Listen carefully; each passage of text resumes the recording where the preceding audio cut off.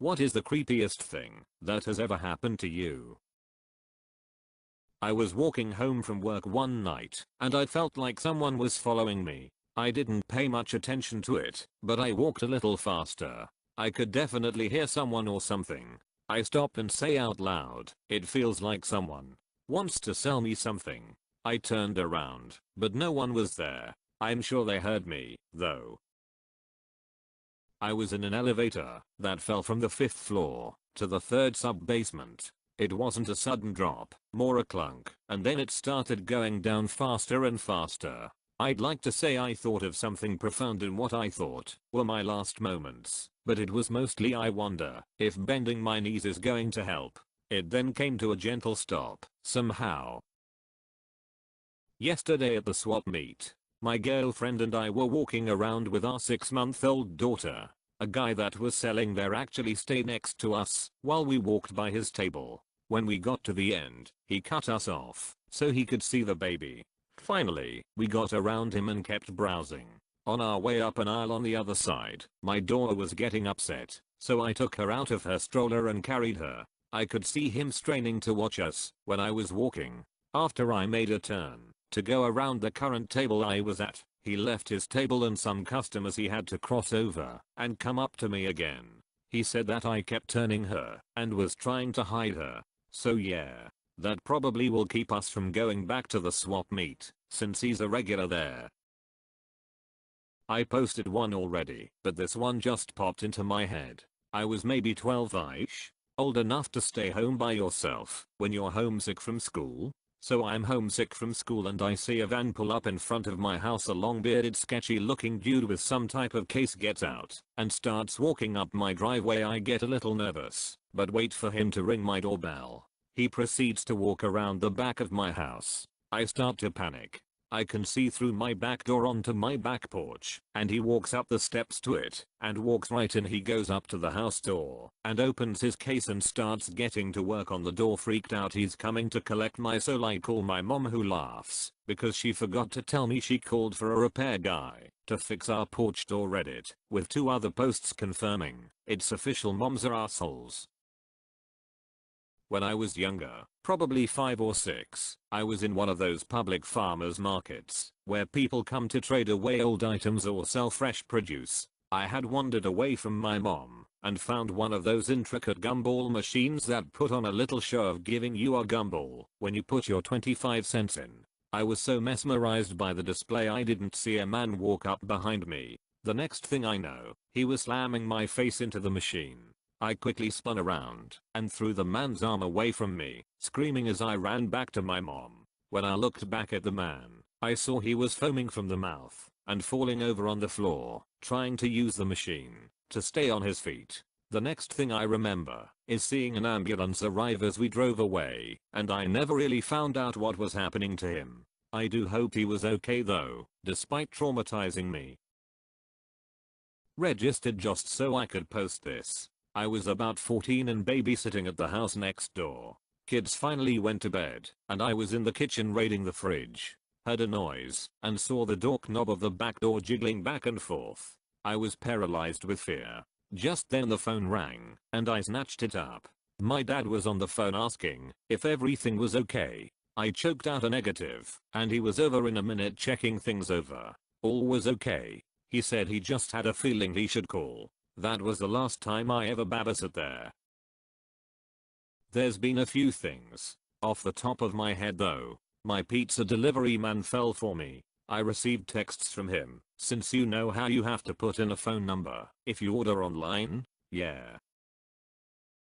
Preface: I do not believe in ghosts. I was living on the 2nd floor of a house and my washing machine was in the basement and I would have to take the back stairs to get to it. I was going down one time with a full basket, and when I got to the landing with the door, I had to put everything down to open it. As I'm doing this, I hear a sound that I can easily identify. The sound of pant cuffs from baggy jeans slapping on steps as you're walking down them. It was distinct. I knew no one was following me, but I stared at the corner of where someone would have to turn eventually if they were coming down. The sound just kept going. Maybe it was my cat. Still nothing. I shrugged it off to a fluke and picked up my basket. When I did, I got my first and only super intense case of vertigo. It was so bad my vision flipped completely upside down and I fell against my wall. Maybe they weren't related. Maybe I had a weird brain moment cause both, but to this day it still gives me the creeps. When I was in high school, I went to one of those drive-through car washes at night. After I pull in and it starts, I noticed something in the side mirror. After closer inspection, I realize it is a guy in all black whacking it while shuffling back and forth behind the spinning scrubber thing. I didn't know what to do because I couldn't exit without causing serious damage to the car. So I just started honking my horn and the guy took off. I went in the store after to tell the attendant and she basically didn't care. In a ho, I avoided that place from then on. Back in grade school, we were having a sleepover at my friend's house. We were playing video games at like 1 in the morning when we heard a knocking at his window. He said he saw a hand knocking, and we freaked out and ran out of the room, waking up his grandparents, whose house we were sleeping at, with my friend's grandma. The grandpa was too old. My 2 friends and I searched through the yard looking for who knocked on the window. We found nothing and went back inside, still too freaked out to go back to sleep or into that bedroom. My friend's grandma then told us that it was her and she was just messing with us for fun. We were all relieved and had a good laugh after that, myself included, but I couldn't help but be worried as to why my friend's grandma sat staring out the window for an hour after we'd gone to sleep.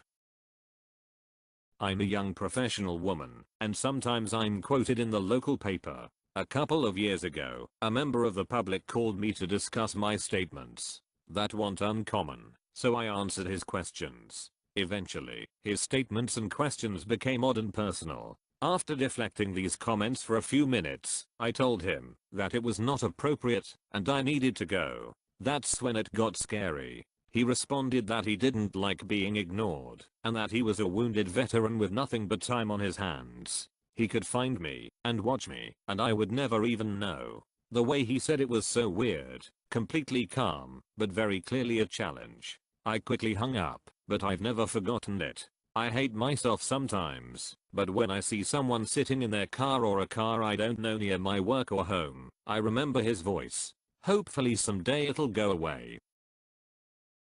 Once when I was in bed and just starting to go to sleep, my pinboard above my bed fell down on me. I thought I was being mauled by a tiger because of all the pins.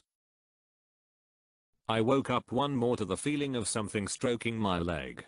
I turned on the light and a nickel-sized spider was crawling up and down my leg. I was on a road trip with my father from Texas to Utah. We were driving on the highway and it was around 3 AM. Suddenly my dad stops because there's a log in the middle of the road. I step out with him to help him move it. As we were driving off, I saw 2 men place the log on the road again. Received a series of late night phone calls from a person whose voice I didn't recognize, who would only refer to himself as G, and who knew all kinds of odd intimate details from my life. He kept calling every day, several times a day, leaving increasingly creepy voicemails about how I lost my virginity, what kind of underwear my mom wore, and the color of rhododendrons that grew by my front door, among other things. I got the police involved, and they were able to track this guy down.